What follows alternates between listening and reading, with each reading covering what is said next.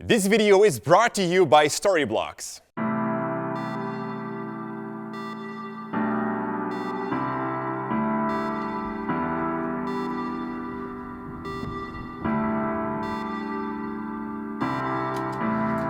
So, that was a nice trip, eh, buddy? You're probably wondering why I'm taking the red with me. Well, that is because I don't have an insurance yet, so I'm taking it everywhere with me. All right, let's get out. Oh yeah, can definitely not forget this one today.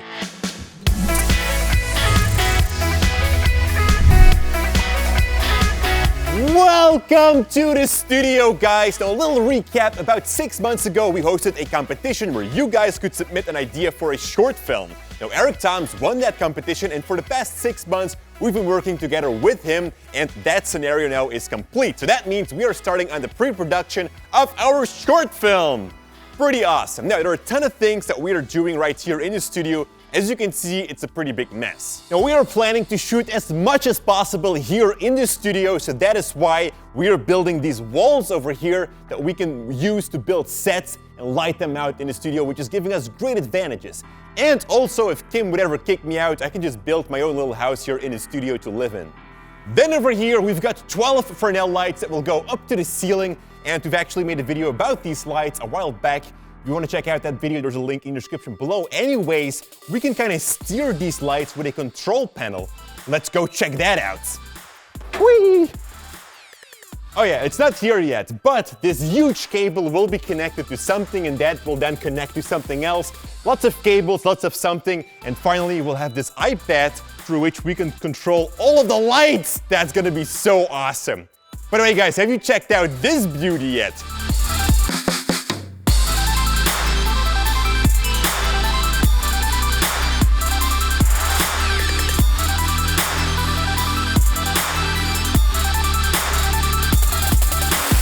And then over here, we've got the gear room. Camera, lenses, audio, lighting, and all that kind of juicy stuff.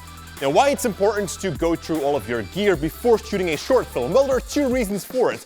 First of all, you want to make sure that you check all of your gear. Maybe that old gimbal that you have laying around that you only use for specific projects is not calibrated anymore, or maybe you need to update its firmware, etc. So check all of your gear if it's working like it should. And the second reason is to make an inventory for Eric, who not only wrote the film, but he's also going to direct the film. So that means you kind of want to see what we have over here so that he can make a storyboard based on that. Now, we don't have any budget whatsoever. We're also not working together with sponsors. Fortunate enough, we do have sponsors for our regular videos here on YouTube, such as Storyblocks today. With Storyblocks Video, you've got access to hundreds of thousands high-quality stock clips, After Effects templates, video effects, transitions, backgrounds, and so much more. And the cool thing is that you only need to pay a single price per year, which allows you to download unlimited items from their growing library. I can definitely recommend to check it out yourself, and you can do so by clicking the first link in the description below. Now let's check out all of the juicy gear that we have over here. This right here is the Red digital cinema camera. I actually bought the Red Gemini myself, but there was something wrong with the camera, so I had to send it back. They sent me a loaner, which is the Red Helium X, which can shoot at 8K raw resolution. Now this right here is pretty bare bones. We just have the red brain, the mantra, and the top handle, but we also have a ton of rig components that we can put it on our shoulder, to put it somewhere else in, or whatever. And these right here are the lenses that we're gonna shoot with, which are actually photo lenses. I don't have Cine glass yet, and I don't wanna invest in it right now because of all the costs that we already have with the entire studio. But this is great glass, actually. We've got the Sigma 50-100 1.8. Then we've got the Tokina 11-16 f2.8, and then finally is the Sigma 18-35, which Lorenzo is shooting on right now. Give me that lens. There we go. So now we have got the entire range going from 11 to 100 millimeters, and that way we can go really wide angle or super tele, which is amazing. And this one is for audio. Now this is not going to be important. What is important though are the microphones. I'm actually a huge fan of the Sennheiser G3 sets, which is a wireless lavalier set. I'm actually wearing one right now. However, for the short film, I don't think that we're gonna use these because I like to capture as much as possible with a shotgun mic, because voice comes out just much warmer on one of these microphones. My favorite one of all is the Audio Technica. This one is a very small microphone, but it is specifically made for indoor use. So it's really focused on the voice or on the subject that you're aiming this microphone to, and that way we are eliminating any echo around it. Now, when your subject is running around, it's really hard to focus the mic on the subject, so that is where one of these mics comes in, which are also very much aimed, but not as focused as the Audio-Technica one. This one right here is from DJI. It's a pretty good mic, so we're probably gonna use these two in combination. Oh yeah, before I forget, this right here is the Fostex DC RC302, which is a mixette and also a recorder for the audio. It actually has 3 inputs, but only 2 tracks, so it's just stereo. But for quality-wise, this thing is just perfect.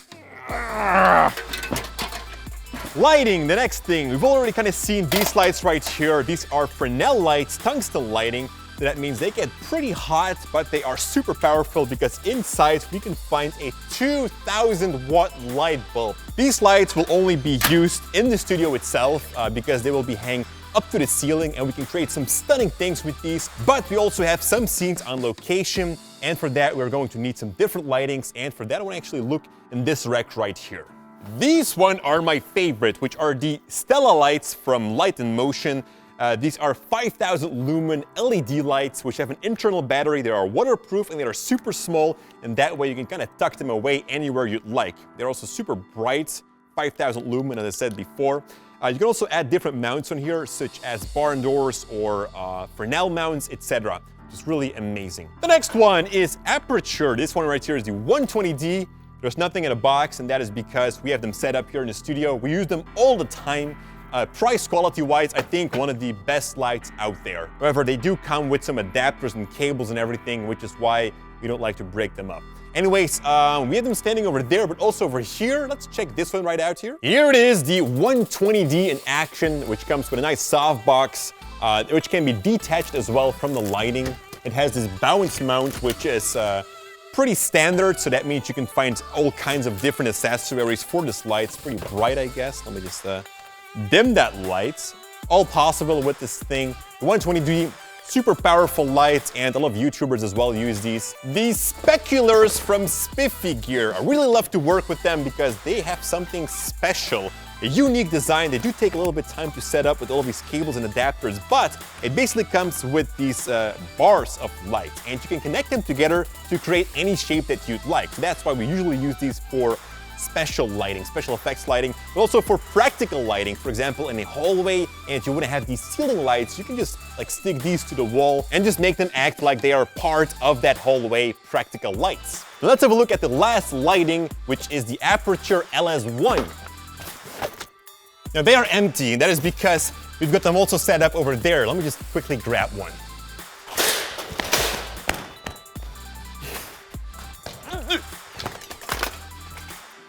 Here we are, the Aperture LS1, which is a great LED panel. I'm out of breath. Let's take 5.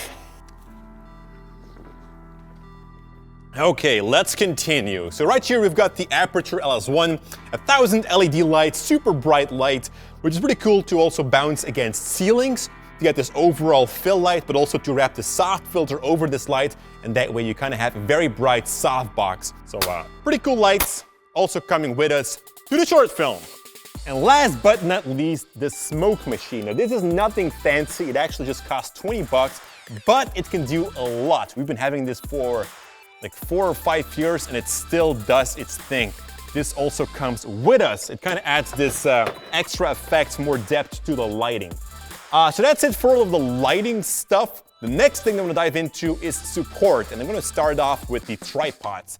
This one right here is our small tripod, which is also called a hi-hat tripod. It's one from Benro, which has very small legs. If you wanna make these low angle shots, and this one right here is perfect.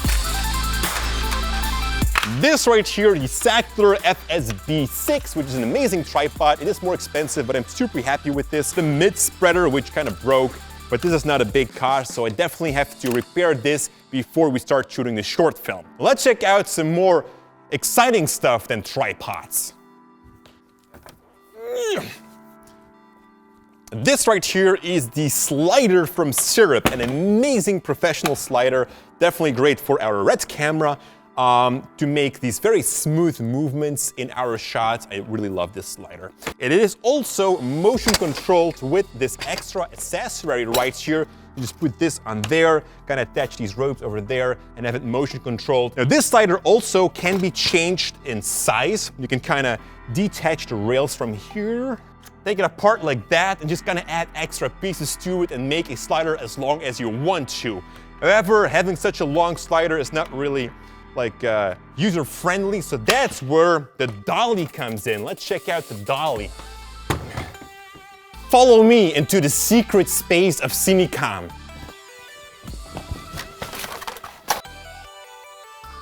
Okay, there's no real secret here. There's just junk everywhere. Everything that we use in our episodes is stored here. The dolly is a 6-meter track. I'm not sure how much that is in feet or in ankles or noses or ears. But it's 6 meters. You can just look it up for yourself how much that is in the American thing. Pretty cool dolly. You can actually stand on it. We have some stock footage of it right here where I was shooting a music video. And here you can see where I actually stand on top of the dolly. Someone else pushes it, and that way you have more control over the actual camera movement.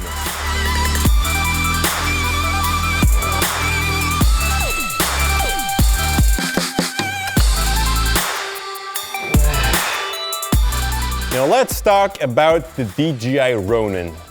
My love/hate relationship with DJI. I think anyone who owns a DJI product can definitely relate to me when I say that they are pretty awesome. However, I've had problems with the Ronin. I've had problems with the DJI Mavic 2 times in a row, and I've got bad experience with their support so far. First of all, they didn't want to take back my drone, the Mavic, which was broken under warranty. After many emails back and forward, they finally made an RMI. So I was able to send back my drone under warranty and they fixed it. For this Ronin right here, they charged me over 1,500 euros just to fix it, and the problem lays within the cable. So that is why I bought the Ronin MX, which is in that bag over there, which is actually cheaper than the repair cost of this gimbal right here.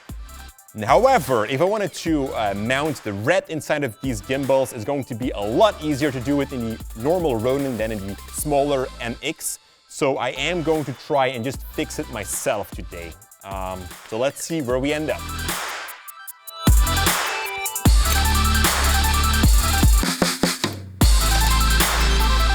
But to use the red on a gimbal, we're going to have to strip it down all the way. There we go, a bare-boned red, which is only the brain. We got the memory card, we got the interface on the back so that we can power it, and of course, the lens. That is it. So let's now mount that into the Ronin. Now for safety issues, I'm going to detach the monitor cable, and you'll see in just a moment why that is. There we go. It's doing nothing. But if we play around with this cable here on the bottom, it will kick in action, and that is where the 1,500 bucks comes from. Just gonna have to twist this cable a little bit before the gimbal can kick in. Come on. Yeah, there it is. Oh shit. You see, that is the issue. And it's only that stupid cable. So now the gimbal, as you can see, it's just kinda that is $50,000 just kind of rolling there. It's the lens, it's okay, it's a stupid lens anyways. Now the stupid thing is that you can't purchase this cable separately as a part so that you can fix it yourself. No, you have to send in your gimbal and let it fixed for 1,500 bucks. Thanks a lot, DJI. All right, that was it for this video. This is the gear that we're bringing onto our shoot for the short film. I hope I also gave you some ideas and a nice look into our gear arsenal. There's probably one last thing that you guys are here to see. So, you know, let's just do this. You ready, Lorenzo? Hell yeah. Okay, let's do this. Jordy? Yeah? I think the image got away. What? The image got away. What, the image got away? I don't know, but it's not working. Oh yeah, and as always, stay creative.